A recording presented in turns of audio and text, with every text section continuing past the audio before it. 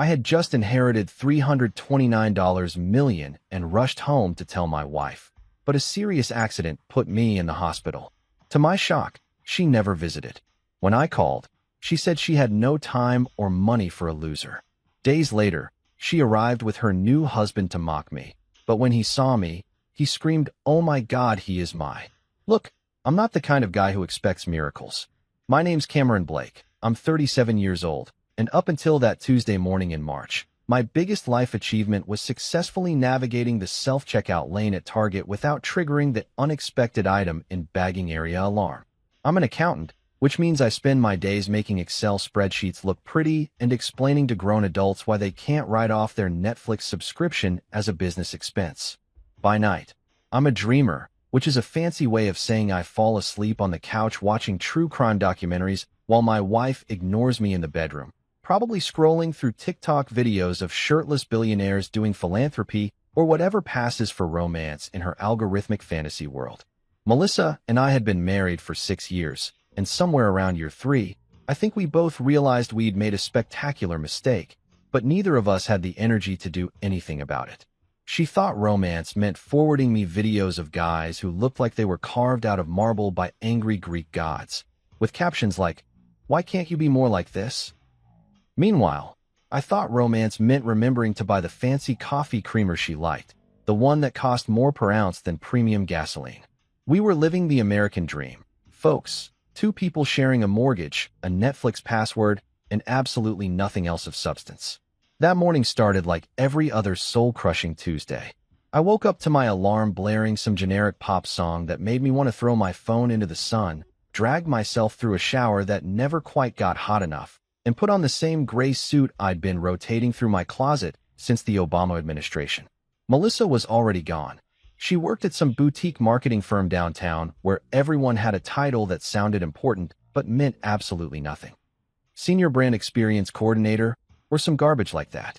I ate a protein bar that tasted like compressed sadness and headed to my car, fully prepared for another day of fiscal responsibility and mild depression. Then my phone rang. Unknown number. Normally, I'd let that go straight to voicemail because I'm not an idiot. I know nobody calls anymore unless they're trying to extend my car warranty or inform me I've won a cruise I definitely didn't enter to win. But something made me answer. Maybe it was destiny. Maybe it was stupidity. With me, it's usually a coin toss. Mr. Blake? This is Gregory Thornhill from Thornhill and Associates. I'm calling regarding the estate of Richard Lane. The voice was crisp, professional, the kind of voice that probably charged $400 an hour just to clear its throat. My Uncle Richard. Well, technically he wasn't my uncle. He was my mom's second cousin or something equally distant on the family tree, but he'd always insisted I call him Uncle Richard. He was this eccentric real estate magnate who'd made a fortune buying up properties in neighborhoods right before they got trendy, like he had some kind of crystal ball that told him where the artisanal coffee shops would bloom next. I hadn't seen him in maybe 3 years, not since that weird Thanksgiving where he brought a dates to dinner and spent 2 hours explaining cryptocurrency to my dad, who still thought the cloud was just weather. I'm very sorry to inform you that Mr. Lane passed away last week, Thornhill continued, and I felt that familiar gut punch of grief mixed with guilt because I hadn't even known he was sick. However, he left specific instructions in his will regarding you. Could you come to our office this morning? It's rather time-sensitive. Time-sensitive. Those words always make my accountant brain perk up like a dog hearing a can opener. I told him I'd be there within the hour, called my boss to say I had a family emergency, technically true, and drove to the address he gave me in downtown, to one of those old buildings with marble floors and the kind of elevator that creaks like it's judging your life choices. Thornhill's office smelled like mahogany and old money, with leather furniture that probably cost more than my car and diplomas on the wall from universities I couldn't afford to tour, let alone attend. Thornhill himself looked exactly like his voice sounded. Mid-50s, silver hair, wire-rimmed glasses, the kind of guy who probably had his ties custom-made and his shoes polished by someone named Jeeves. He gestured for me to sit in a chair that was somehow both incredibly expensive and deeply uncomfortable, which I guess is the hallmark of wealth. "Mr. Blake, I'll get straight to the point," he said, sliding a folder across his aircraft carrier-sized desk. "Richard Lane's estate has been settled, and you are named as the sole beneficiary of his liquid assets."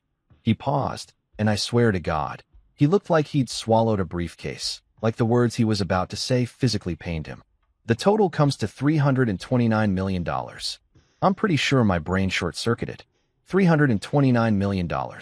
That's not a number that real people have.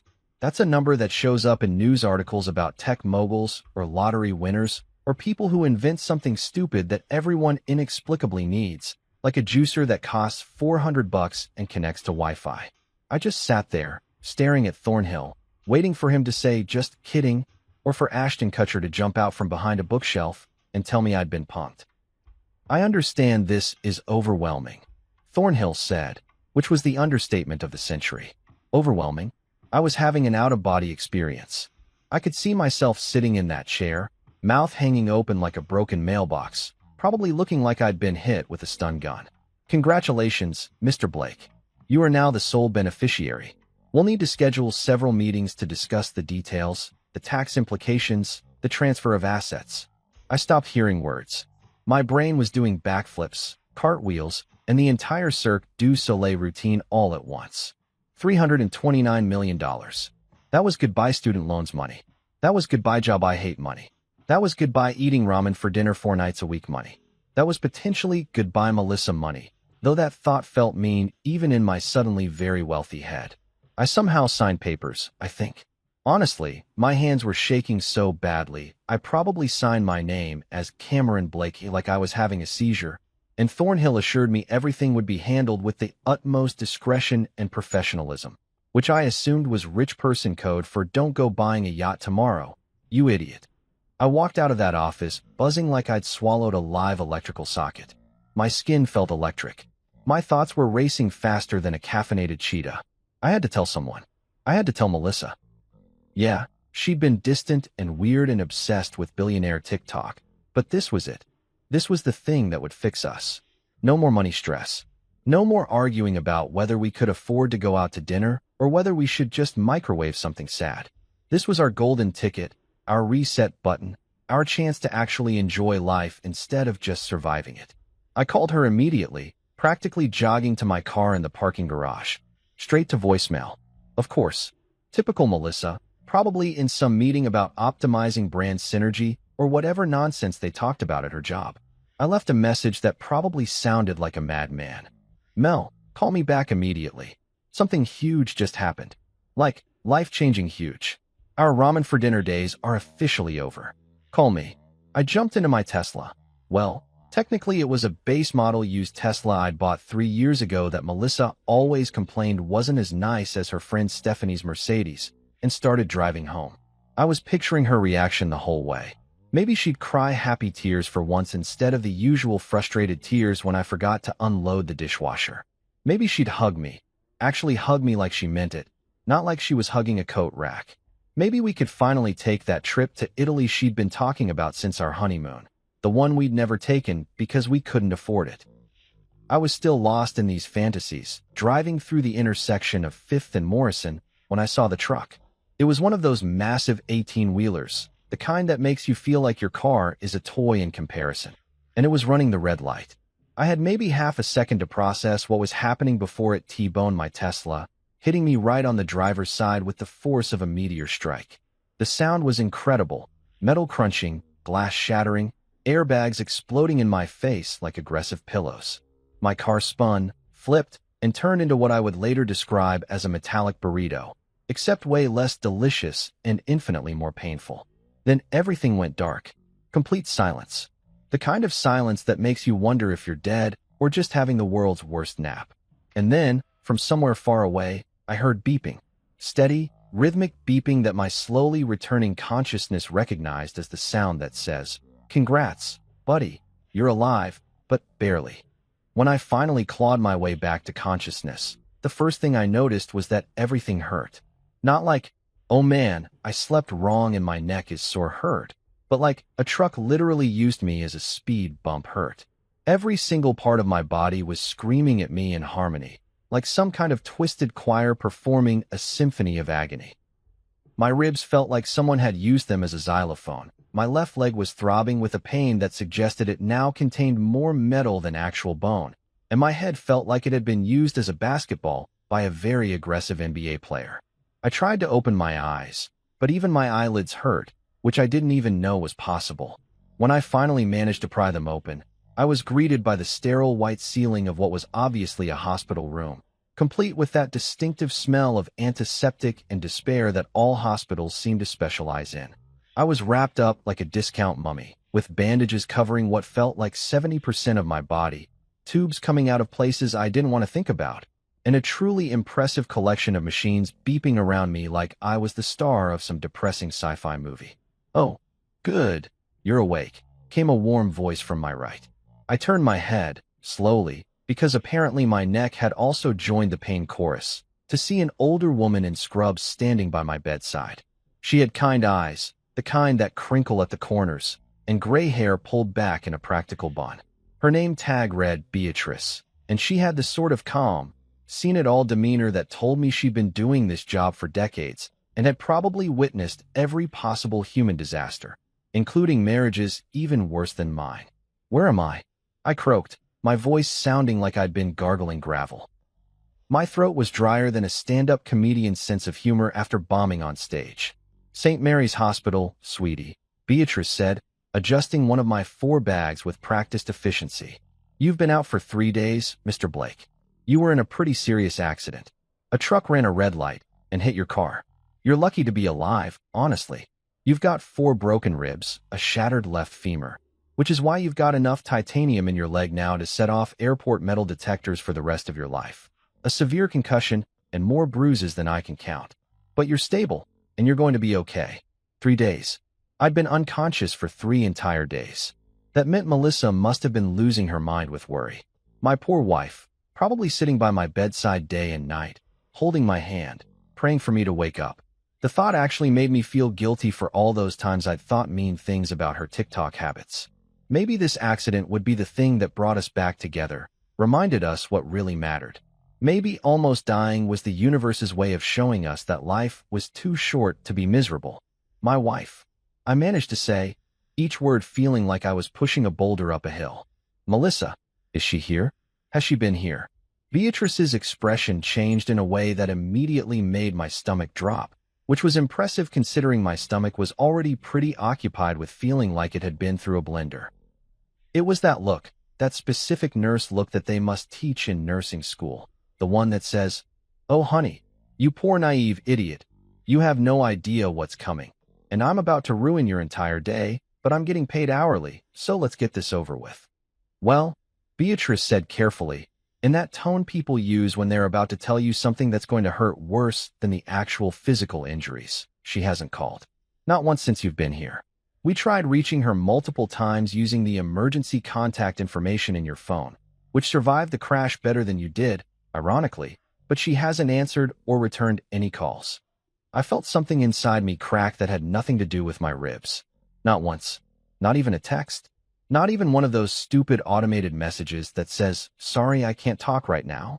I'd been lying here, tubes coming out of me like some kind of science experiment, machines keeping me alive, and my wife couldn't be bothered to pick up the phone? "Maybe she doesn't know," I said weakly, even though I didn't believe it. "Maybe she didn't get the messages." Beatrice patted my hand gently, which was the universal gesture for "bless your heart, you sweet summer child, you really don't get it yet." "Honey, we left 17 voicemails. We also sent text messages and even tried her email. We got her work number from your phone and called there too. She knows." I stared at the ceiling, trying to process this information while my brain was still foggy from whatever industrial-strength painkillers they had me on. 17 voicemails. She'd ignored 17 voicemails about her husband being in critical condition. That wasn't an accident. That wasn't her phone being off. That was a choice. That was deliberate. That was pretty on-brand for Melissa, now that I thought about it, which somehow made it worse. "Can you hand me my phone?" I asked, because apparently I'm a glutton for punishment. Maybe there was a reasonable explanation. Maybe she'd been in a coma too. Maybe she'd been abducted by aliens. Maybe I was still unconscious, and this was all some kind of weird fever dream, and I'd wake up to find her sitting next to me with flowers and apologies. Beatrice hesitated, which should have been my first clue to just let it go, but she eventually handed me my phone. It took me 3 tries to unlock it because my fingers weren't really cooperating with my brain yet, but when I finally got it open, I saw exactly 0 missed calls from Melissa. 0 texts. 0 anything.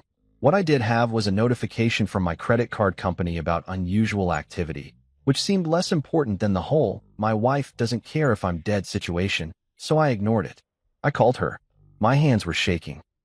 Partly from the medication, partly from rage, partly from the dawning realization that my marriage had probably been over for a while, and I'd just been too stupid or too comfortable to notice. The phone rang 4 times, and I was about to give up when she finally answered. The first thing I heard was loud music. Like club music. The kind of bass-heavy, lyrics-optional music that people play when they're trying to forget their problems or celebrate something. The kind of music you definitely don't play when your husband is in the hospital fighting for his life. "Cameron, can we not do this right now?" Melissa's voice came through, slightly slurred, definitely annoyed. "I'm busy. I'm busy. I'm lying here looking like a mummy in a medical supplies catalog, and she's busy. I'm in the hospital," I said, my voice cracking embarrassingly. "I was in an accident. I almost died, Melissa. 3 days ago. Did you get the messages?" There was a pause, and for a second, I thought maybe she'd finally show some emotion. Maybe she'd gasp, apologize, say she was on her way. Maybe this was all a misunderstanding and we'd laugh about it later. In that uncomfortable way couples laugh about things that almost destroyed their marriage. "Yeah, well, you always make everything about you, don't you?" she said, and I could practically hear her rolling her eyes through the phone. "It's always Cameron this, Cameron that, Cameron's in the hospital. You know what? I'm done. I don't have the time or the money for a loser anymore. Figure it out yourself." And then she hung up. Just like that. Click. End of conversation. End of marriage. End of any illusion I'd been harboring that she'd ever actually cared about me. I stared at my phone, the screen going dark, my reflection looking back at me in the black glass, bruised, broken, bandaged, and apparently single, though we hadn't quite made that official yet. My heart monitor started beeping faster, louder, more insistent. Beep, beep, beep. Beatrice rushed back in, her face concerned, checking my vitals like I was about to flatline. "You okay, honey? Your heart rate just spiked. What happened?" "Yeah," I said weakly, feeling tears I absolutely did not want to cry starting to burn behind my eyes. "I'm fine. I just realized something." "What's that, sweetie?" "I'm married to a Disney villain," I said. "Like, not even one of the complex ones with a tragic backstory. One of the straight-up evil ones who kicks puppies for fun." Beatrice squeezed my hand, and I saw something in her eyes. Pity mixed with anger, the kind of anger that nurses probably feel when they see good people getting treated like garbage. "Well, Mr. Blake, let me tell you something I've learned in 30 years of nursing. Sometimes the worst injuries aren't the ones we can see on an X-ray. And sometimes, the trash takes itself out. You just rest now. You're going to be okay. Better than okay, eventually." I wanted to believe her, but right then, lying in that hospital bed, abandoned by my wife and held together by stitches and staples and sheer stubbornness, I felt about as far from okay as a person could get. The next 2 days in that hospital bed were a masterclass in existential dread mixed with premium cable television. Beatrice kept checking on me with the kind of regularity that suggested she either genuinely cared or was worried I'd try to escape through a window, which would have been impressive considering I couldn't even make it to the bathroom without assistance and a walker that made me feel approximately 97 years old. The food was exactly what you'd expect from a hospital.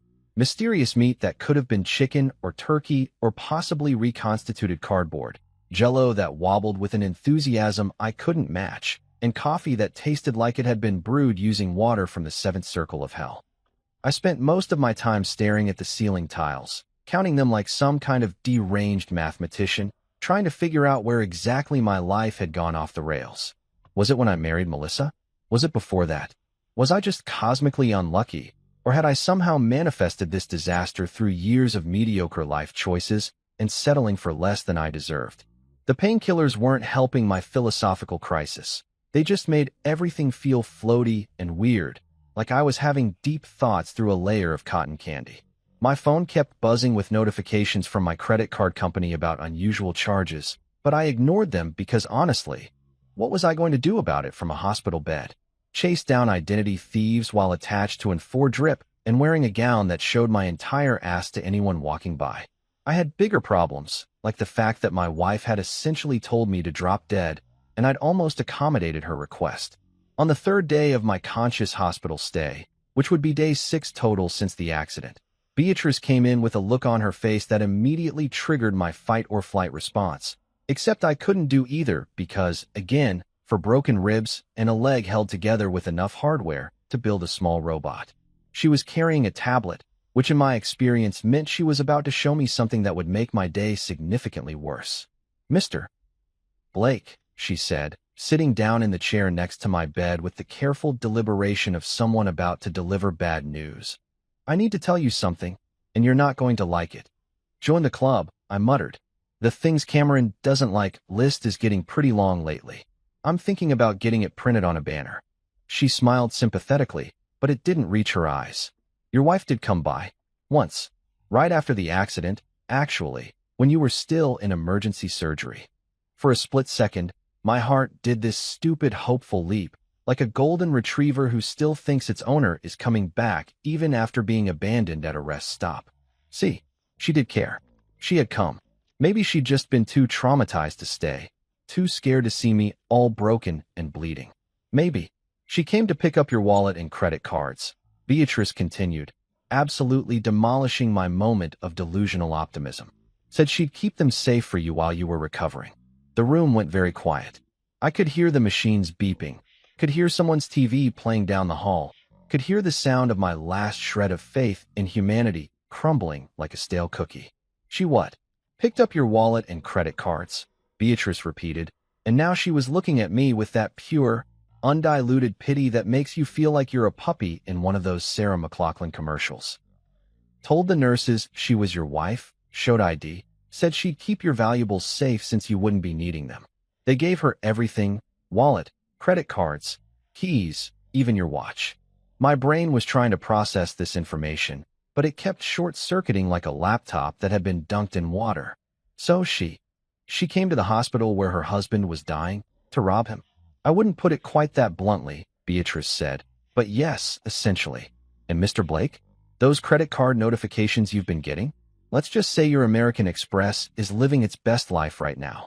Gucci, steakhouse dinners, a resort spa in Scottsdale, premium wine deliveries. She's having the recovery you deserve." I started laughing. I couldn't help it. It wasn't a happy laugh. It was the kind of laugh that makes people worry you've finally snapped, the kind that's one step away from crying or screaming or just giving up entirely. She stole from a man in a coma. That's actually impressive in its terribleness. That takes a special kind of person.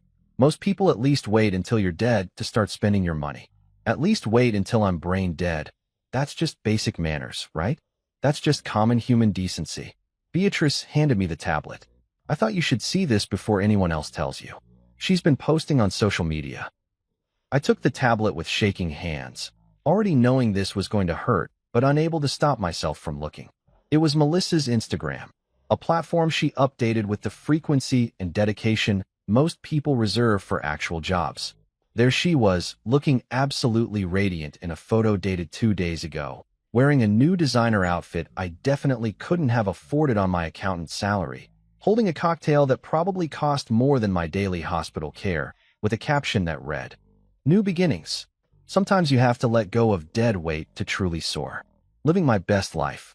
Hashtag blessed and grateful. Hashtag new chapter. Hashtag treat yourself." Dead weight. She'd called me dead weight while I was literally in the hospital with enough broken bones to fill an anatomy textbook.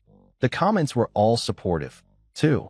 Her friends posting things like, "You deserve this, queen," and "So proud of you for prioritizing yourself," and "He was holding you back anyway." None of them knowing, of course, that her husband was 6 floors up in this very hospital, probably paying for her spa day with the credit card she'd stolen from his unconscious body. I scrolled through more posts. Designer handbags. Expensive dinners. A photo of her getting her nails done with a caption about self-care. Another photo at some trendy rooftop bar with people I didn't recognize, her arm around some guy who looked like he'd walked straight out of a cologne commercial. Square jaw, perfect hair, The kind of smile that probably came with a trust fund and a yacht. "Who's that?" I asked, pointing to cologne commercial guy, even though part of me really didn't want to know. Beatrice grimaced. "I was hoping you wouldn't ask. That's been showing up in her posts a lot the last few days. The nurses have been talking. Apparently, she's been pretty open about having moved on." Her words, not mine. Moved on. In less than a week. While I was unconscious and possibly dying, she'd moved on like I was a Netflix series she'd gotten bored with.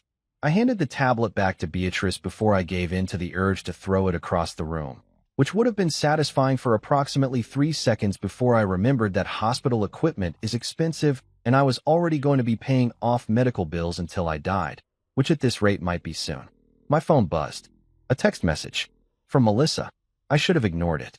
I should have blocked her number, thrown my phone in the trash, joined a monastery, and given up on technology entirely. But I'm an idiot, so I opened it. The message was short, sweet, and absolutely soul-crushing. "Don't call me again. I've moved on. You should too. P.S. Thanks for the credit cards. Consider it compensation for 6 years of wasted time." I read it 3 times, each time hoping the words would magically rearrange themselves into something less horrible, like maybe an autocorrect error or a pocket text or a fever dream. But no, it stayed exactly the same. 6 years of marriage, reduced to a breakup text with a postscript about credit card theft. Moved on, I muttered, staring at the ceiling. What is she, Amazon Prime? 2 days shipping on new relationships. Beatrice squeezed my shoulder. "I know this is hard, Mr. Blake, but I've been doing this job for 30 years, and I can tell you with absolute certainty, you're better off. People who act like this don't suddenly become better humans. She's showing you exactly who she is. Believe her." "Oh, I believe her," I said bitterly. "I believe she's a sociopath. I believe she's probably been planning this for months.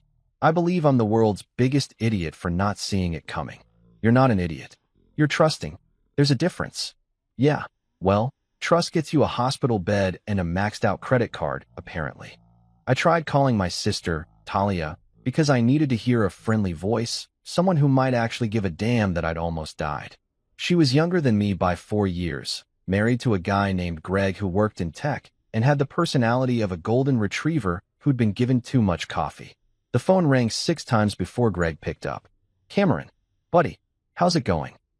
His voice was aggressively cheerful, the kind of cheerful that made me want to reach through the phone and shake him. "I'm in the hospital, Greg.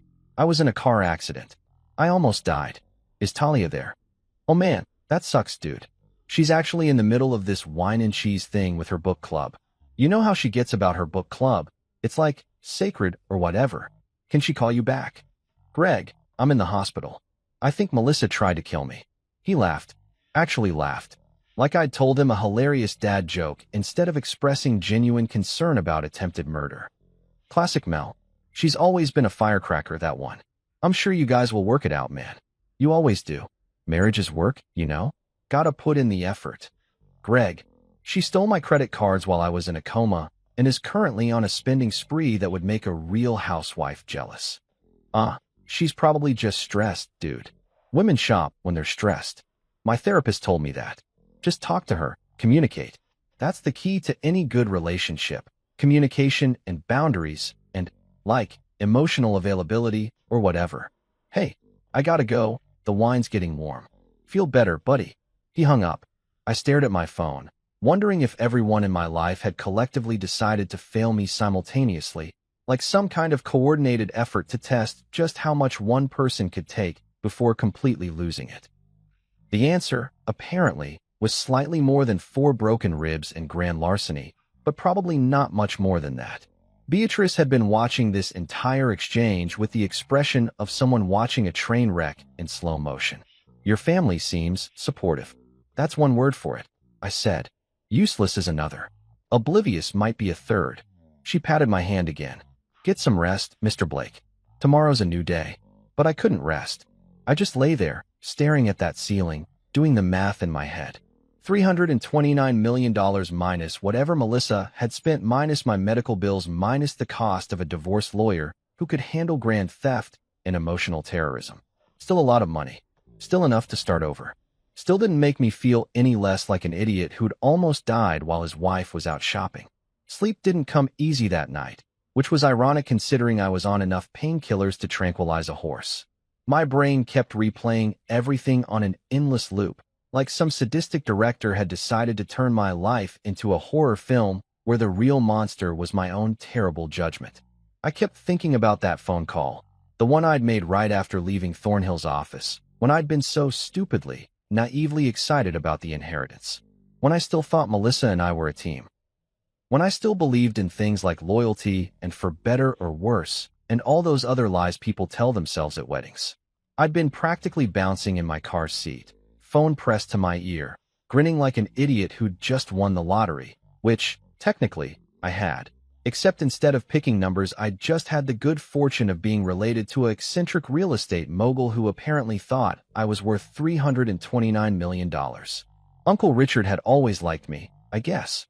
I'd spent summers working for him in college, doing grunt work at his properties, learning about investments and property management, and how to spot a neighborhood that was about to gentrify. He'd told me once that I had a good head on my shoulders, that I was smart with money, that I'd go far. I'd thought he was just being nice. Turns out he'd meant it literally. Melissa, oh my God, you're not going to believe this. I'd practically shouted into the phone when she finally picked up. I remember I was at a red light, drumming my fingers on the steering wheel, unable to sit still. Uncle Richard.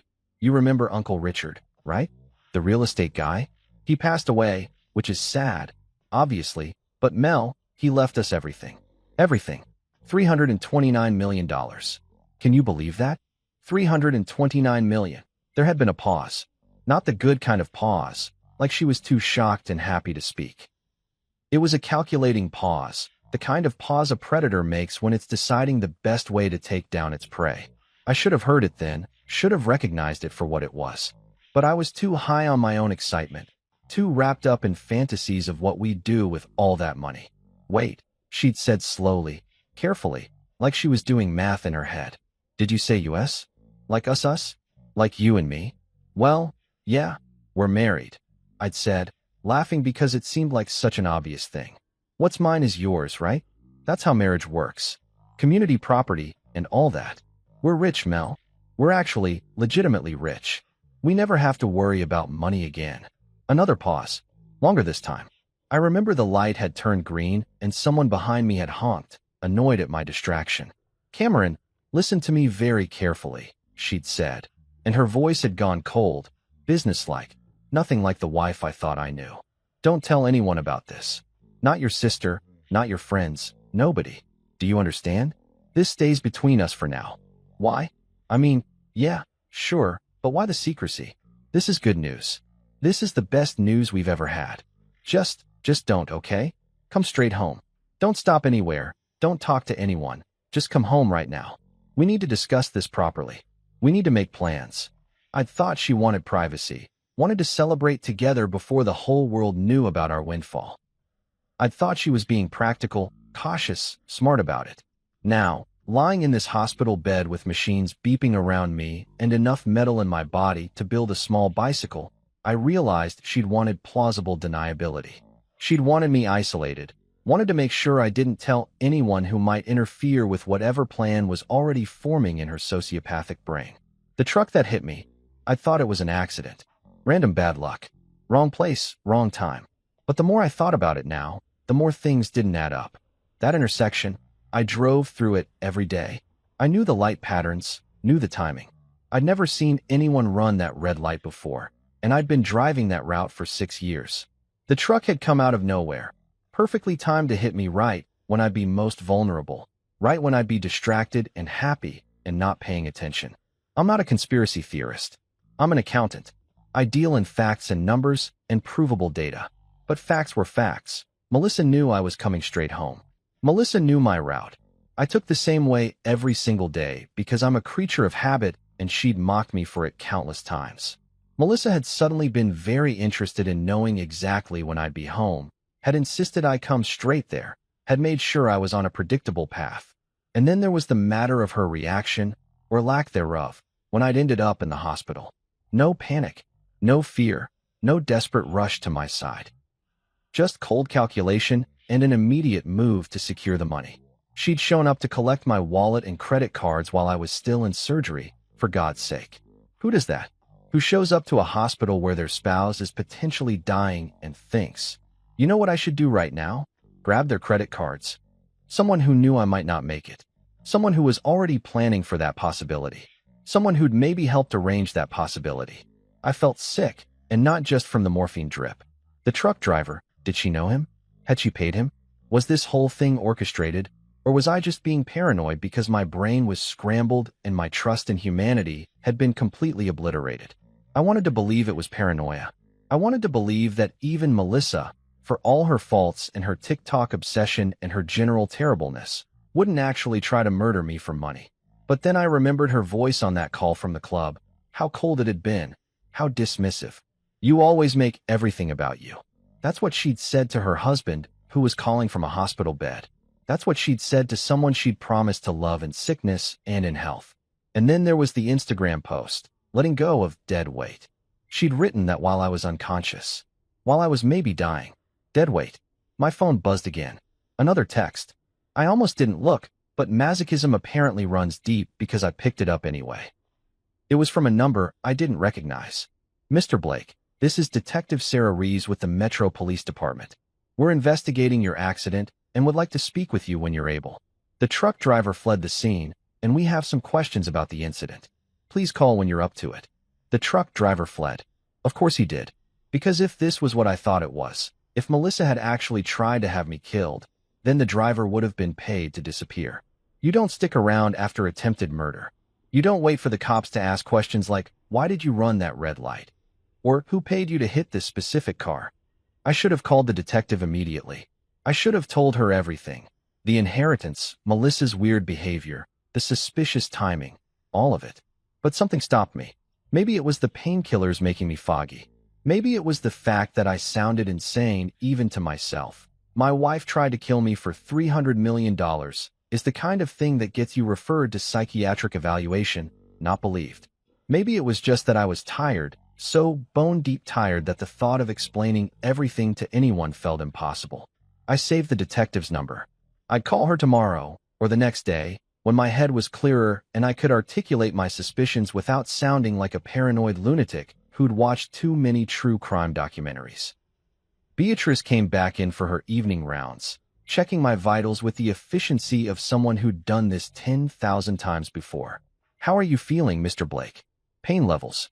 Physically or emotionally? I asked. Because physically I'd say a 7 out of 10, but emotionally I'm hovering somewhere around existential crisis meets rage blackout. She smiled sympathetically. Want me to up your pain meds? Can you prescribe something for stupidity? Because I'm pretty sure that's my main problem here. Terminal stupidity. Fatal levels of being an idiot. You're not stupid, she said firmly. You're trusting. There's nothing wrong with trusting your spouse. That's actually what you're supposed to do in a marriage. The problem isn't you. It's that she violated that trust in the worst possible way. Yeah, well, trust doesn't pay hospital bills, I muttered. Trust doesn't unbreak my ribs. Trust doesn't give me back the 6 years I wasted on someone who apparently saw me as nothing more than an ATM with a pulse. Beatrice was quiet for a moment, adjusting my blankets in that motherly way that made me miss my actual mother, who'd passed away 5 years ago and would have absolutely destroyed Melissa if she knew what was happening. Can I tell you something, Mr. Blake? Something I've learned from working in hospitals for 3 decades.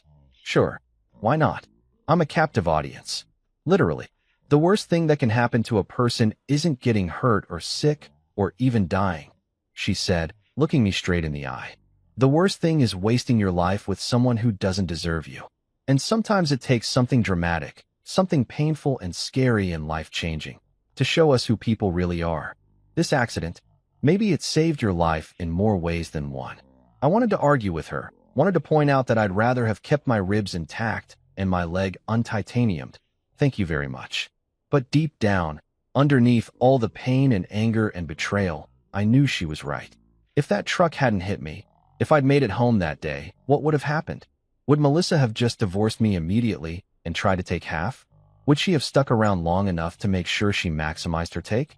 Would there have been another accident down the line, one I didn't survive? She called me dead weight, I said quietly. On Instagram. while I was unconscious. Then prove her wrong, Beatrice said. You survived a truck hitting you at 40 miles an hour. You survived someone who was supposed to love you treating you like garbage. You're still here, Mr. Blake. That counts for something. That counts for a lot, actually. I nodded, even though moving my head made everything hurt. She was right. I was still here. Broken, betrayed, and bitter as hell, but still here. And I had 329 million reasons to make sure I stayed that way. 3 days later, I was starting to feel almost human again. If human meant a collection of broken parts held together by spite and prescription medication. The swelling in my face had gone down enough that I no longer looked like I'd gone 12 rounds with a heavyweight boxer, though the bruises had evolved into this spectacular rainbow of purple, yellow, and green that made me look like a failed art project. My ribs still screamed every time I breathed, laughed, or existed, and my left leg was essentially a bionic limb at this point, but at least I could sit up without wanting to pass out from the pain. Beatrice had been helping me with physical therapy, which was a generous term for walking 3 feet with a walker while crying internally, and the doctors were cautiously optimistic about my recovery. You're lucky, they kept saying, which seemed like a weird word choice for someone who'd been deliberately turned into a human crash test dummy, but I guess compared to being dead, I was winning. The bar for success had gotten remarkably low. I was sitting up in bed, trying to eat some kind of pasta that had the consistency and flavor of wet cardboard, when the door to my room slammed open with enough force to make me jump, which made my ribs explode with pain, which made me curse loud enough that Beatrice probably heard me from the nurse's station down the hall. Melissa strode in like she owned the place, and I hate to admit it, but she looked incredible. She was wearing designer everything.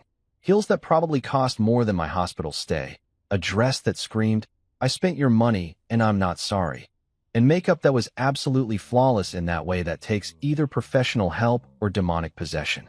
Her hair was done in perfect waves, her nails were freshly manicured, and she had this glow about her that people get when they're either genuinely happy or genuinely terrible human beings.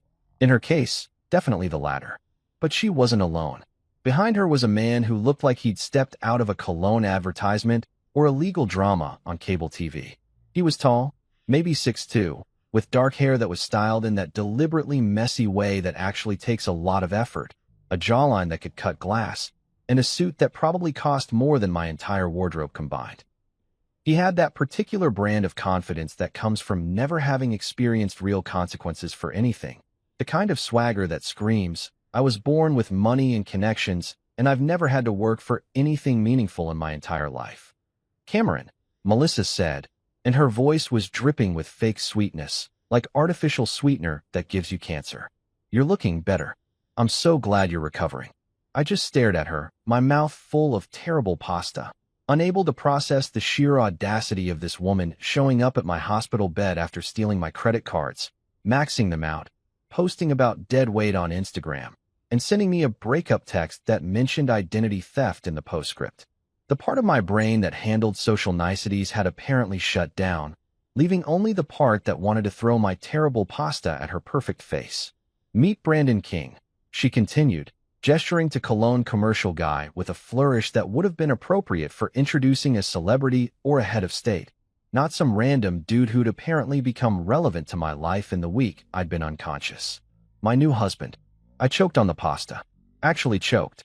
Started coughing, which made my ribs feel like they were trying to escape my body through my chest cavity. Beatrice appeared from nowhere with water, shooting Melissa a look that could have melted steel, while I tried to not die for the second time this week. Husband?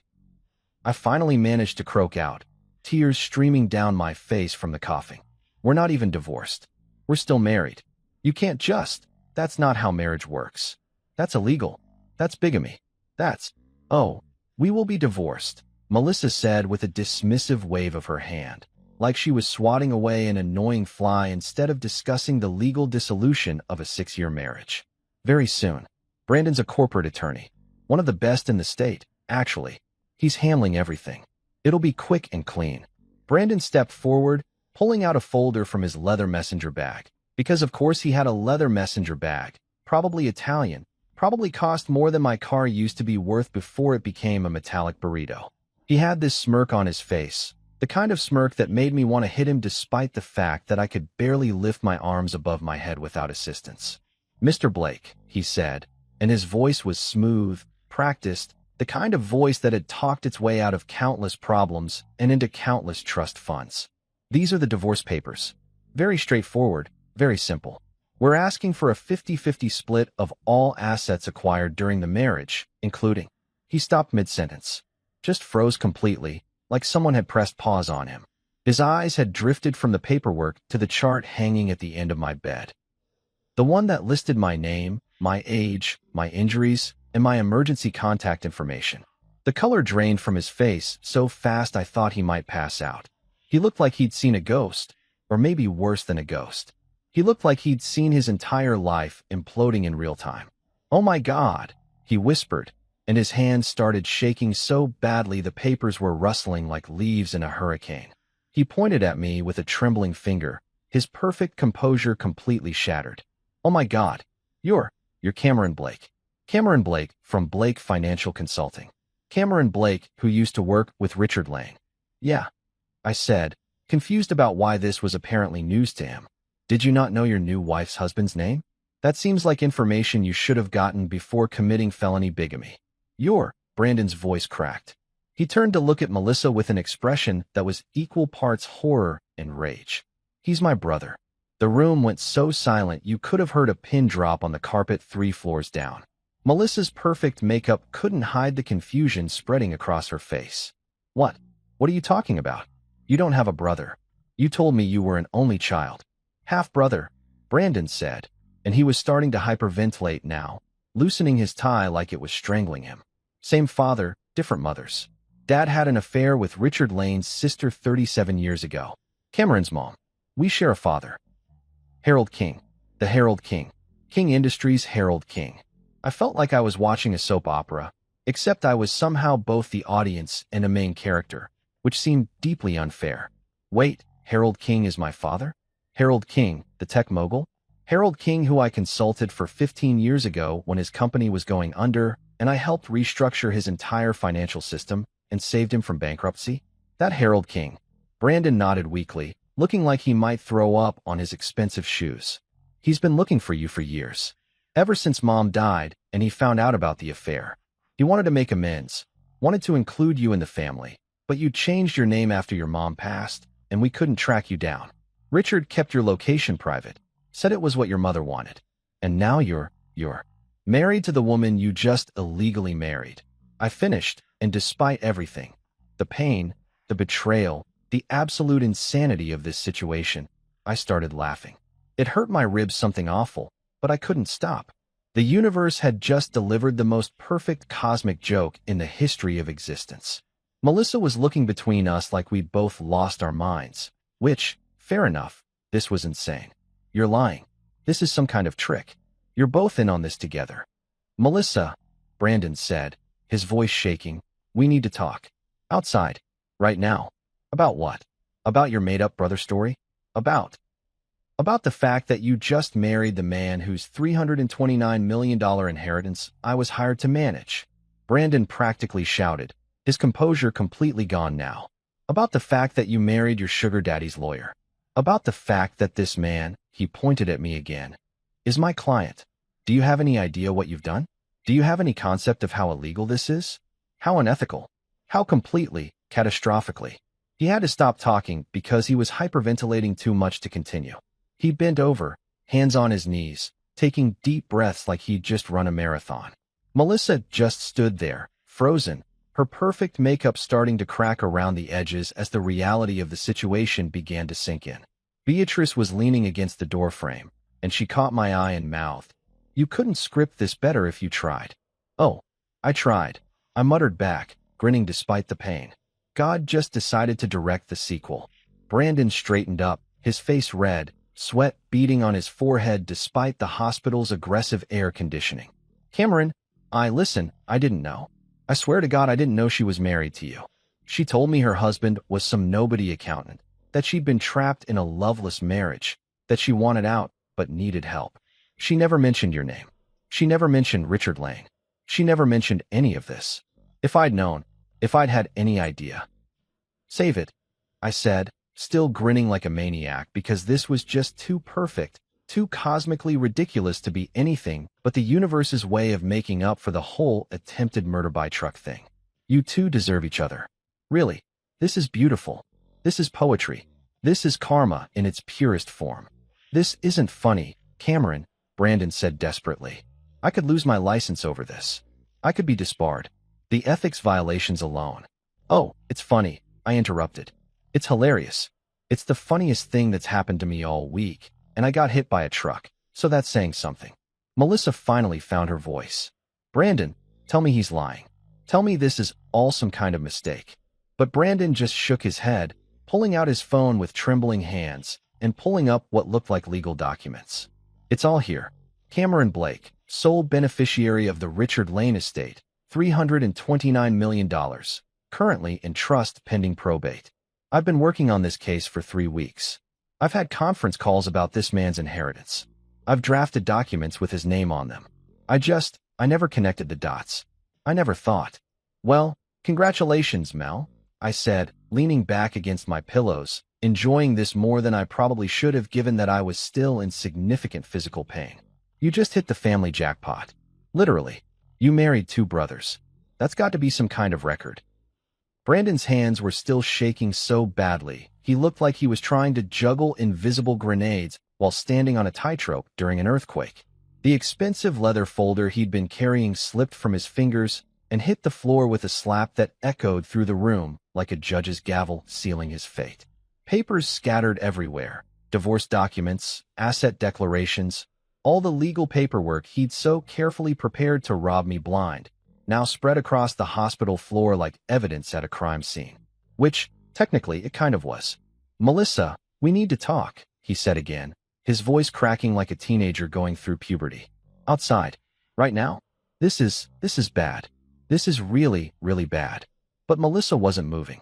She was just standing there, frozen like someone had hit pause on her brain, staring at me with an expression that was rapidly cycling through confusion, anger, disbelief, and what I was pretty sure was the dawning realization that she'd just spectacularly screwed herself. Her perfect makeup was starting to crack around her eyes, not from tears, because I'm pretty sure Melissa's tear ducts had been surgically removed and replaced with calculating spreadsheets, but from the sheer force of her facial expressions doing gymnastics as she tried to process this information. You're lying, she finally said, but her voice had lost all its earlier confidence. Now she just sounded desperate, like a poker player who'd just realized they'd bet everything on a losing hand. This is some kind of setup. You two planned this. You're trying to trick me. Melissa, Brandon said, and he was practically begging now. I swear on everything I own, I had no idea. None. Zero. I thought your husband was just some random accountant named Cameron. Do you know how common that name is? There are probably 10,000 Camerons in this city alone. How was I supposed to know that your Cameron was the same Cameron whose inheritance I've been managing? You never told me his last name. You just kept calling him my loser husband and showing me his pathetic LinkedIn profile. You looked at my LinkedIn profile? I interrupted, oddly offended by this detail. That's so creepy, man. Also, it's not pathetic.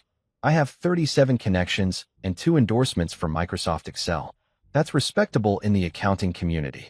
Brandon ignored me, which was probably fair given that his entire life was currently imploding. She told me you were broke. She said you couldn't even afford to take her to dinner. She said you worked at some tiny firm making $40,000 a year.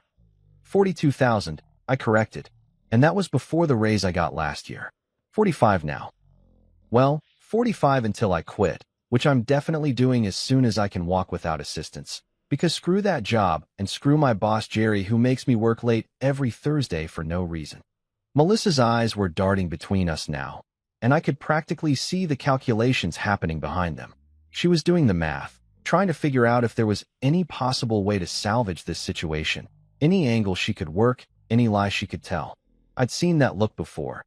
Usually right before she convinced me that we really needed to spend money we didn't have on something she absolutely had to have right that second. Brandon, you're a lawyer, she said, and her voice had taken on that manipulative sweetness again, like honey laced with arsenic. Surely there's something we can do. Some loophole. Some way to fix this. Fix this. Brandon let out a laugh that sounded more like a dying animal. Melissa, I'm a corporate attorney who just married his client's wife, while representing said client in a massive estate case. There's no fixing this. This isn't a loophole situation. This is a career-ending ethics violation that will probably be used as a cautionary tale in law schools for the next 50-year situation. Catchy title, I said. I'd read that textbook. Probably has a really entertaining chapter on what not to do. Brandon turned to me, and his eyes were wild now, desperate. Cameron, listen. I know how this looks. I know you probably think I'm the worst person on earth right now, and you'd be justified in thinking that. But I genuinely didn't know. I swear. When Melissa and I met, he paused, seeming to realize that explaining how he'd started an affair with his client's wife wasn't going to help his case. Look, I'm not saying I'm innocent here. I'm not. But I didn't know who you were. I didn't know about your connection to Richard Lane. I didn't know about any of this. Where did you two meet, anyway? I asked, genuinely curious now. I mean, what's the origin story here? Coffee shop? Dating app? Support group for morally bankrupt people. Melissa's face flushed red. That's none of your business.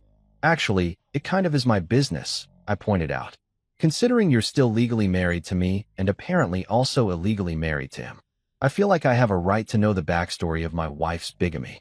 We met at a charity gala 3 months ago, Brandon said quietly, and he had the decency to look ashamed. A fundraiser for children's literacy.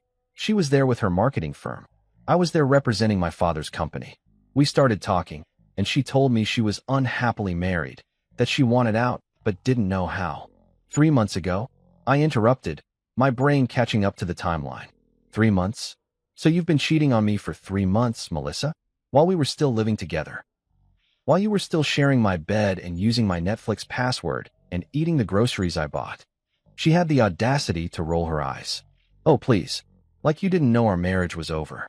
We've been miserable for years. I just moved on faster than you did. I didn't move on at all. I thought we were working through things. I stopped myself, realizing how pathetic I sounded. The truth was, I had known things were bad. I'd just been too comfortable, too scared of change, too convinced that this was just what marriage looked like after the honeymoon phase wore off. You know what? Never mind. This is actually perfect. This is the best thing that could have happened. How is this perfect? Melissa shrieked, her composure finally cracking completely. How is any of this perfect? Because now I don't have to feel bad about what I'm about to do, I said calmly. I reached for my phone on the bedside table, which took more effort than it should have because my ribs were still auditioning for a medical textbook on most painful injuries. But I managed. Beatrice, could you call security? I'd like these people removed from my room. Beatrice, who'd been watching this entire scene unfold with the rapt attention of someone watching the season finale of their favorite drama, nodded and reached for the phone on the wall. Absolutely, Mr. Blake. Should I also call the police? Because I'm pretty sure bigamy is a felony.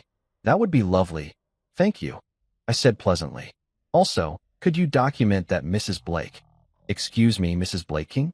Miss King Blake, whatever she's calling herself now, showed up here with forged or fraudulent divorce papers attempting to claim assets she has no legal right to. I feel like that's going to be important later. Brandon's face went from red to white to a sort of grayish green that suggested he was about to revisit his expensive breakfast. Cameron, please. Please don't call the police. I can fix this. I can make this right. I'll withdraw from your case immediately. I'll recommend another firm. You'll face the consequences of your actions like a grown adult. I finished for him. That's what you'll do. Both of you. You know what the funny thing is?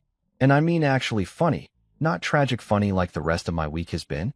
If Melissa had just been honest with me, if she'd just said, Cameron, I want a divorce, I probably would have given her a fair settlement. Not half. She didn't earn half, but something reasonable. But instead, she stole from me while I was unconscious, maxed out my credit cards, posted about me being dead weight on social media, and apparently committed bigamy with my half-brother, who I didn't even know existed until 5 minutes ago. So now she gets nothing. Now she gets to explain to a judge why she thought grand larceny and marriage fraud were good ideas. Security arrived then. 2 large men who looked like they moonlighted as bouncers at clubs where people got into fights over bottle service. Behind them were 2 police officers, because apparently Beatrice had decided to call both, which I appreciated. The officers looked between Brandon in his expensive suit and Melissa in her designer dress, then at me in my hospital bed looking like I'd been used as a crash test dummy, and I could see them putting the pieces together. "Officers," I said, "I'd like to report several crimes. Identity theft, credit card fraud, and bigamy for starters. Also possibly attempted murder, but I'm still gathering evidence on that one." Melissa's eyes went wide. "Attempted murder? Are you insane? I would never." "Really? Because that truck that hit me came out of nowhere right after you told me to come straight home, on a route you knew I took every single day, at a time you knew exactly when I'd be there. The driver fled the scene. Haven't found him yet. Seems suspicious. That's ridiculous. That's paranoid. You're making things up because you're angry." "Maybe," I admitted. "Or maybe the police will investigate and find out I'm right. Either way, I'm sure it'll be an interesting conversation." One of the officers stepped forward, pulling out a notepad. "Mr. Blake, can you walk us through what happened? And ma'am," he turned to Melissa, "I'm going to need to see some identification." Brandon made a move toward the door, but the other officer smoothly blocked his path. "Where are you going, sir?" "I'm a lawyer," Brandon said desperately, which was possibly the worst thing he could have said in that moment. "I know my rights. I don't have to stay here. Actually, if you're involved in the alleged crimes, we'd like you to stick around for some questions," the officer said. "Unless you'd like to make this official and come down to the station." The look on Brandon's face was priceless, pure panic mixed with the realization that all those years of law school and all that expensive education hadn't prepared him for the moment when he became the defendant instead of the attorney. Melissa was frantically digging through her designer purse, probably looking for the fake marriage license or whatever document she thought would save her. I leaned back against my pillows, ignoring the pain in my ribs because the satisfaction I was feeling was better than any painkiller the hospital could provide. "You know what, Melissa? You were right about one thing. Sometimes you do have to let go of dead weight to truly soar. I'm just glad I figured out that you were the dead weight before you could drag me down any further." Beatrice caught my eye and gave me a slow clap. Quiet, subtle, but unmistakable. I grinned at her, and she grinned back, and I realized that somewhere in the middle of this absolute disaster of a week, I'd found an ally. Maybe even a friend. "One more thing, officers," I added, because I was on a roll and my sense of petty revenge was in full gear. "You might want to check the security footage from this hospital from 6 days ago. Specifically, footage of my wife collecting my personal belongings while I was unconscious in surgery. I'm pretty sure stealing from an incapacitated person qualifies as some kind of additional crime. Elder abuse. Vulnerable person abuse. I don't know the legal term, but it's definitely illegal." Melissa's face went pale. Brandon looked like he wanted the floor to swallow him whole. And me? I felt better than I had in years. The chaos that followed could have powered an entire season of reality television. The kind where people throw drinks at each other and flip tables while dramatic music plays in the background. Melissa started screaming at Brandon with a volume and intensity that I honestly didn't know she was capable of. Turns out she'd been saving her passion for moments like this instead of wasting it on things like our marriage. Brandon was screaming back, his carefully cultivated lawyer composure completely shattered, revealing the spoiled trust fund kid underneath who'd probably never heard the word no until this exact moment. "You told me he was nobody." Melissa shrieked, her perfectly manicured finger jabbing into Brandon's expensive suit hard enough to leave wrinkles. "You told me this would be easy. You said we'd split his assets and be on a beach in the Bahamas by summer. I told you that when I thought your husband was a broke accountant with nothing to his name." Brandon shot back, his voice hitting pitches that would make dogs bark. "You never mentioned Richard Lane. You never mentioned $300 million. You never mentioned any of this. How was I supposed to know you were married to the one client I specifically cannot have a conflict of interest with? Maybe you should have asked questions before committing felony bigamy." I called out helpfully from my bed, because I was thoroughly enjoying this show. Security was trying to separate them, but they were locked in this death spiral of mutual blame and recrimination that was honestly beautiful to watch. Just a suggestion for next time. Do your due diligence. It's basic lawyer stuff, right? One of the police officers, her name tag said Rodriguez, was trying very hard not to laugh while taking notes. The other one, Officer Chun, had given up on maintaining professional composure and was just openly grinning. Even the security guards looked entertained, probably because this was way more interesting than their usual routine of escorting drunk people out of the ER or dealing with visitors who wouldn't leave after hours. "Ma'am, sir, I'm going to need you both to calm down," Rodriguez said, though she didn't sound particularly committed to that request. "We can continue this conversation at the station, or we can handle it here, but either way, you need to lower your voices. This is a hospital." Melissa whirled on her, eyes wild, makeup now completely destroyed by angry tears that were probably more about getting caught than actual remorse. "I want my lawyer. I have rights. You can't just—" "Your lawyer is right there," I pointed out, gesturing at Brandon. "But I don't think he's taking new clients right now. Conflict of interest and all that.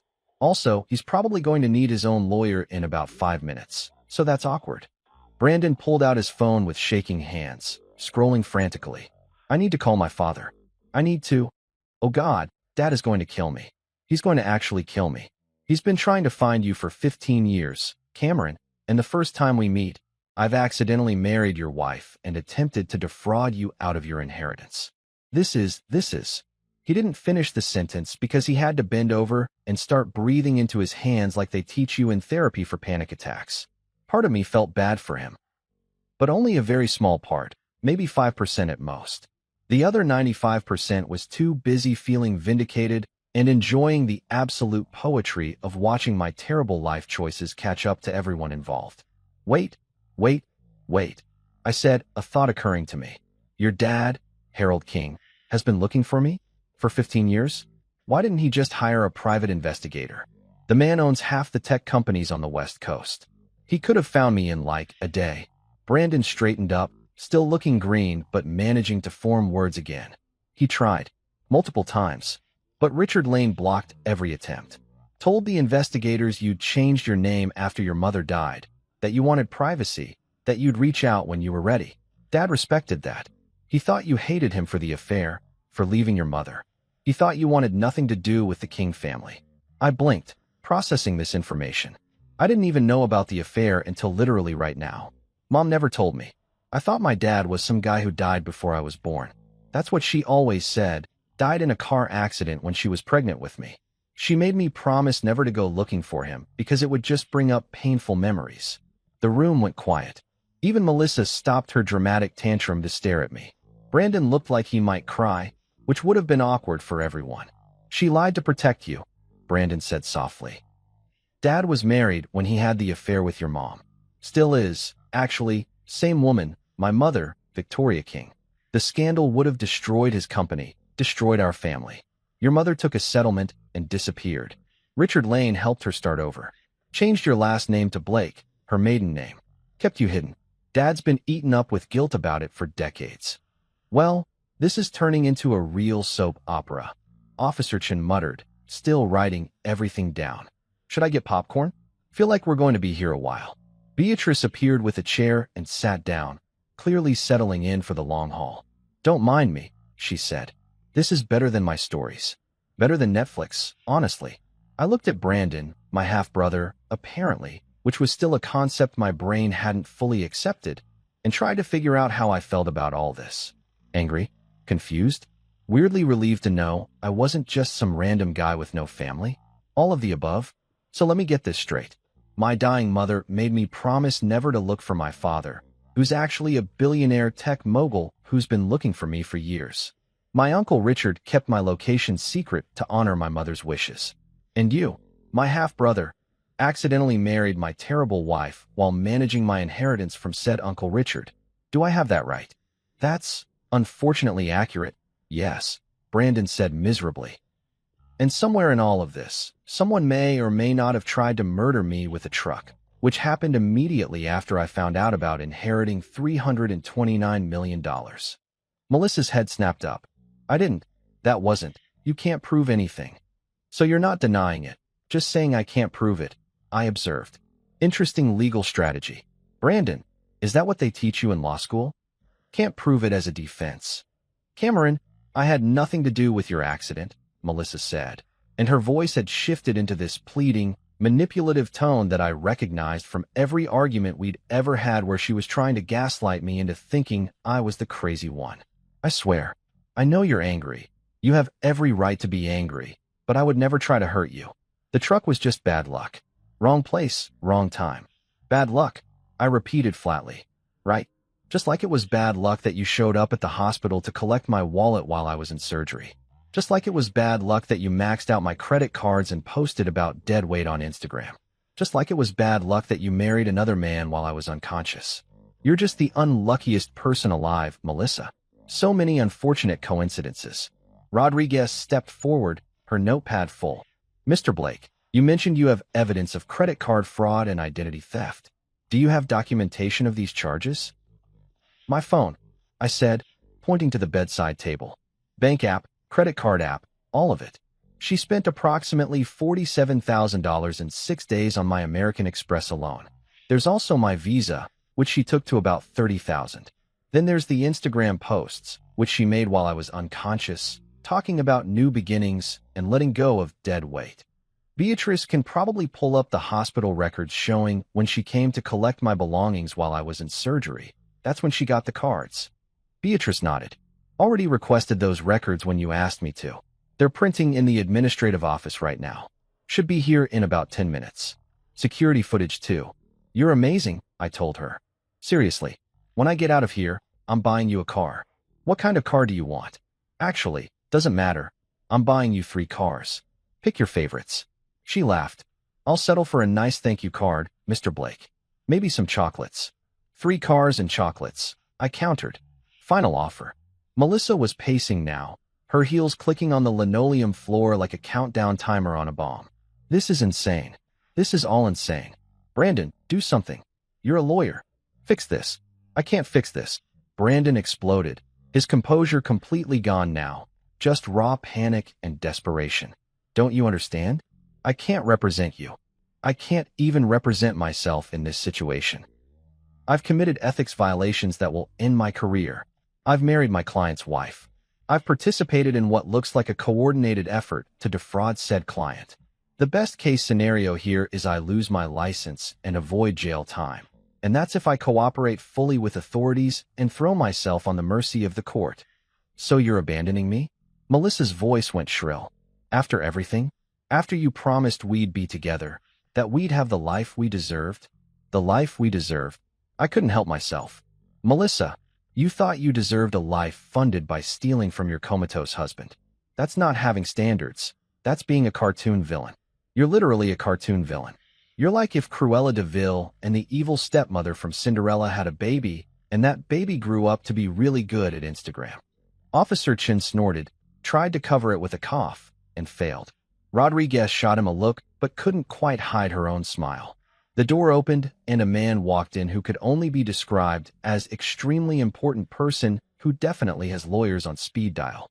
He was in his 60s, silver hair perfectly styled, wearing a suit that probably cost more than my entire inheritance, with the kind of presence that makes everyone in a room automatically straighten their posture. He took one look at the scene. Police officers, security guards, his son having a panic attack, a woman in designer clothes crying angry tears, and me in a hospital bed looking like I'd been through a war, and his expression went from confusion to understanding to fury in about 3 seconds. Brandon, he said, and his voice was quiet, controlled, but carried the weight of someone who'd built an empire and wasn't afraid to destroy anyone who threatened it. What have you done? Brandon looked up at his father. Our father, and I swear I saw him age 10 years in that moment. Dad, I can explain. I can. Explain? Explain how you're standing in a hospital room with police officers. Harold King's eyes swept the room and landed on me. He froze. Completely froze, like someone had pressed pause on him. He stared at my face, and I watched something like recognition dawn in his eyes. My God, you look exactly like your mother. Exactly like Sarah. And just like that, the entire room held its breath, waiting to see what would happen next. A week later, I checked myself out of St. Mary's Hospital against doctor's orders, multiple nurse recommendations, and Beatrice's very stern lecture about how stubborn men always end up back in the hospital because they don't know how to follow simple instructions like rest and recover. But I had places to be, people to see, and a dramatic entrance to make that couldn't wait for my ribs to fully heal or my leg to stop feeling like it was held together with Elmer's glue and hope. The doctors had fitted me with a walking boot for my left leg and given me a cane that made me look like I was either a distinguished gentleman or a retired mob boss, depending on the angle. My ribs were still taped up under my shirt, and I was on enough pain medication to make everything feel slightly fuzzy around the edges, but I could move. I could walk. And most importantly, I could crash a dinner party. Because here's what I learned in my week of captivity in that hospital room, between visits from police detectives, lawyers who weren't Brandon, and my newly discovered father Harold who'd sat by my bedside for 3 hours crying and apologizing for things that weren't entirely his fault. Melissa's mother, Patricia, was hosting an engagement dinner. An engagement dinner for Melissa and Brandon. At her house in the suburbs, with Brandon's family in attendance, to celebrate their totally legal and not at all fraudulent marriage. The sheer audacity was impressive, really. The wedding, or whatever sham ceremony they'd had, hadn't even been legally processed yet. Melissa was still legally married to me. But Patricia had already sent out invitations on cream-colored cardstock with elegant script, planned a menu that probably cost more than most people's monthly rent, and invited half the social circle she'd been trying to impress for the last 3 decades. Harold had told me about it during one of his visits, his expression oscillating between fury at his son's stupidity and amusement at the absurdity of the situation. Patricia's been bragging to everyone that her daughter landed a king, he'd said, shaking his head. She has no idea about the inheritance, no idea about you, no idea that her daughter committed multiple felonies. She thinks Brandon's just a successful lawyer who swept Melissa off her feet. And you're still going? I'd asked. Oh, absolutely, Harold had said with a grim smile. Victoria and I wouldn't miss it for the world. We want to see how this plays out. Plus, it'll give us a chance to meet the woman who tried to defraud my son. Both my sons, technically. That's when I decided I was definitely going to. There was something poetic about showing up at my own replacement's engagement dinner, alive and mobile, ready to rain on their parade like a meteorological disaster. Beatrice had tried to talk me out of it, but I could tell her heart wasn't in it. She wanted to see the fallout as much as I did. So there I was, 1 week post-truck attempted murder, limping up the driveway of Patricia's oversized McMansion in the kind of suburban neighborhood where everyone's lawns are suspiciously perfect and the homeowners association has 17 rules about what color you can paint your mailbox. My cane clicked against the pavement with each step, my ribs protested every breath, and my leg was screaming at me that this was a terrible idea. But my sense of petty revenge was louder than all the pain combined. I could hear the party through the front door, laughter, champagne glasses clinking, that particular buzz of conversation that happens when people are just drunk enough to be loud, but not drunk enough to be sloppy yet. Through the large front window, I could see them all gathered in the dining room. Melissa in a dress that probably cost what I used to make in a month, Brandon looking uncomfortable in a suit that no longer felt like armor, Patricia holding cord at the head of the table like she was hosting a state dinner, and Harold and his wife Victoria sitting there with expressions that suggested they were watching a very entertaining car crash in slow motion. I didn't knock. Knocking would have given them warning, time to prepare, a chance to deny me entry. Instead, I just opened the door. Patricia never locked it during parties, thought it was unwelcoming, or whatever, and walked right in, my cane announcing each step with an authoritative thunk against her expensive hardwood floors. The conversation died like someone had pulled the plug on a speaker. Everyone turned to look at me, and I watched the color drain from Melissa's face so fast I thought she might pass out right there into her lobster bisque. Cameron, Patricia said, her voice uncertain, her wine glass frozen halfway to her lips. She'd always been nice to me in that superficial way people are nice to their daughter's disappointing choice in husbands. Polite but distant, friendly but always with an undercurrent of, you could do better, Melissa. She had no idea what had happened. No idea about the accident, the inheritance, the fraud, any of it.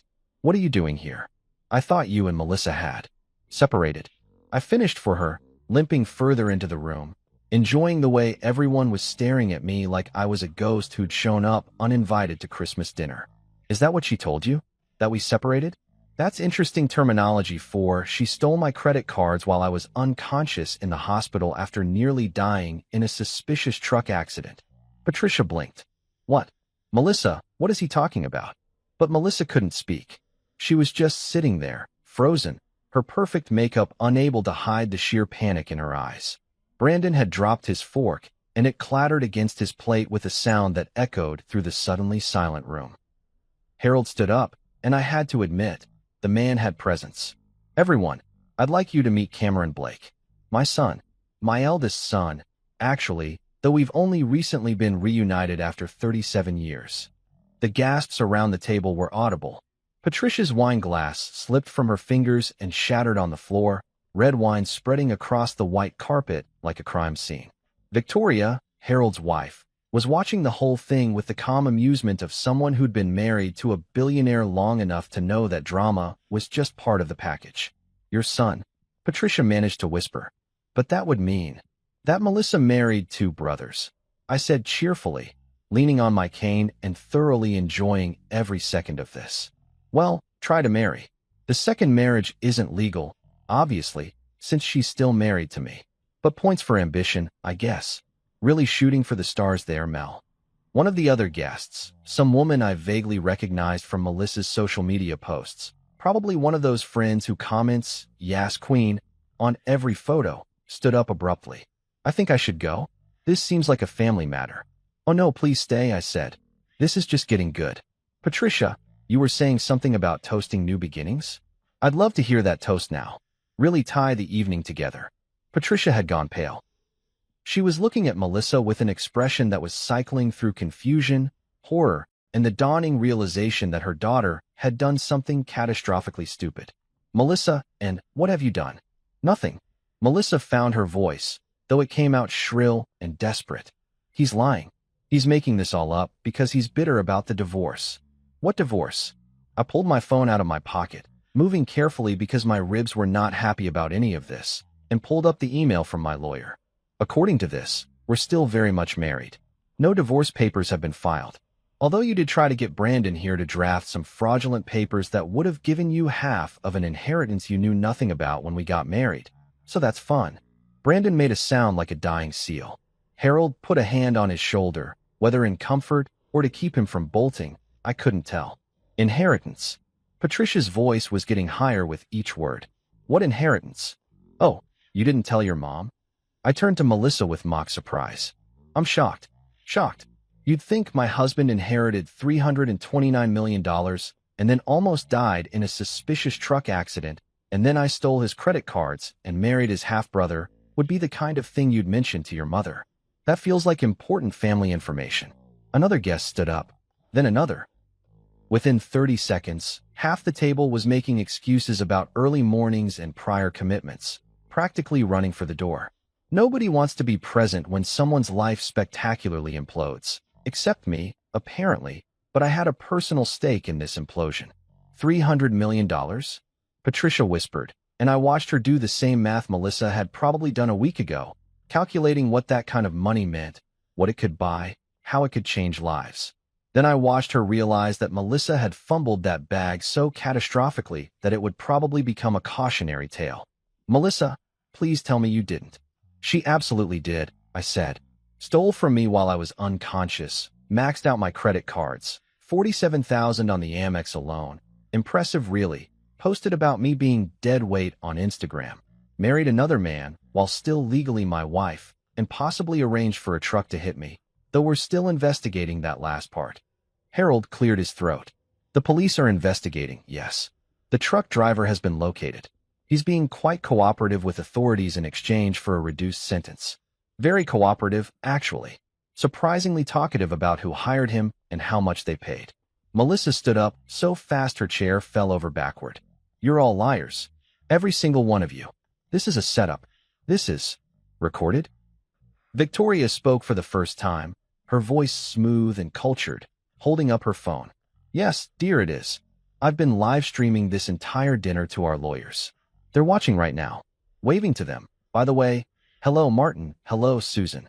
Hope you're enjoying the show as much as we are." The look on Melissa's face was absolutely priceless. Brandon had put his head in his hands and appeared to be either praying or having an existential crisis. Possibly both. "I have a statement I'd like to make," I said. leaning against the wall because standing was getting difficult and my pain meds were starting to wear off. For everyone here, for the lawyers watching, for posterity, and especially for Patricia, who I genuinely feel bad for because she seems like she didn't know her daughter was a criminal. Patricia just stared at me, still in shock, still holding the wine glass she'd reflexively picked up after dropping the first one. I just want to thank my ex-wife, well, soon-to-be ex-wife, once the paperwork goes through, for teaching me 3 very valuable life lessons. I paused for dramatic effect, because if I was going to do this, I was going to do it right. First, never share your passwords, because someone will absolutely use them to ruin your credit score. Second, always read the fine print, especially on marriage licenses, because apparently some people think "till death do us part" is more of a suggestion than a vow. And third, and most importantly, never, ever marry someone who orders lobster on your birthday and then complains about how you can't afford better restaurants. Someone laughed. One of the remaining guests, quickly stifled but definitely there. Even Harold cracked a smile, though he tried to hide it. "This is ridiculous," Melissa said, but her voice had lost all its power. "You can't just show up here and what? Ruin your engagement dinner? Melissa, you ruined it when you committed multiple felonies." I pushed off from the wall, ready to make my exit because I was getting tired and my body was loudly informing me that I'd overdone it. Enjoy the legal consequences of your actions. I hear orange really isn't anyone's color, but maybe you'll prove me wrong. Harold demanded the truth, and Brandon spilled it faster than a drunk at karaoke night. The kind of confession that comes from someone who realizes their entire life is circling the drain, and the only life raft is honesty, however humiliating. He talked about meeting Melissa at the charity gala, how she'd played the tragic wife card with Oscar-worthy performance, crying about being trapped in a loveless marriage to a nobody accountant who couldn't give her the life she deserved. He confessed to the fake marriage ceremony they'd rushed through in Vegas, thinking they'd just backdate the divorce papers and make it all legal retroactively. He admitted to drafting documents designed to strip me of half my inheritance before I even knew he existed. The whole time, Melissa tried to interrupt, to spin, to manipulate, but Harold shut her down with the kind of authority that comes from decades of running boardrooms and destroying competitors. Patricia just sat there crying into her wine, probably mourning the country club memberships and social standing that were evaporating faster than champagne bubbles. When Brandon finally ran out of confessions, Harold turned to his wife. "Victoria, call Martin. Tell him to drop Brandon from the firm effective immediately. And get me the number for James Chun. He's the best defense attorney in the state. Brandon's going to need him." Then the doorbell rang. 2 police officers stood on the porch with Detective Reeves, the one who'd been investigating my accident. The truck driver had talked. Apparently $40,000 was enough to run a red light and commit vehicular assault, but not enough to keep quiet when facing 20 years for attempted murder. Melissa was escorted out in handcuffs, still protesting, still denying, still convinced she could talk her way out of objective reality. Brandon went voluntarily, at least having the decency to look destroyed. 6 months later, I walked into court, cane in hand, suit sharp, mood immaculate. Melissa and Brandon sat side by side, awkwardly close like contestants on a reality show nobody wanted to watch. The trial had been everything I'd hoped for. Dramatic testimony, damning evidence, and a prosecutor who treated this case like her personal mission from God. The judge read the verdict, guilty on all counts. Fraud, identity theft, conspiracy, and for Melissa specifically, solicitation of attempted murder. Brandon's legal license, revoked. Melissa's freedom, revoked for the next 15 years. My sanity, finally restored. "Mr. Blake, would you like to make a statement?" the judge asked. I stood carefully, still healing but stronger every day. "Yes, Your Honor. I just want to thank my ex-wife for teaching me 3 things. Never share your passwords. Always read the fine print. And never marry someone who orders lobster on your birthday, then complains you can't afford better restaurants." The courtroom laughed. Even the judge cracked a grin. Now I live quietly on coastal property with a golden retriever named Murphy and a security system I call revenge. People ask if I'll remarry. Maybe, I say. But next time, she's signing a prenup before dessert.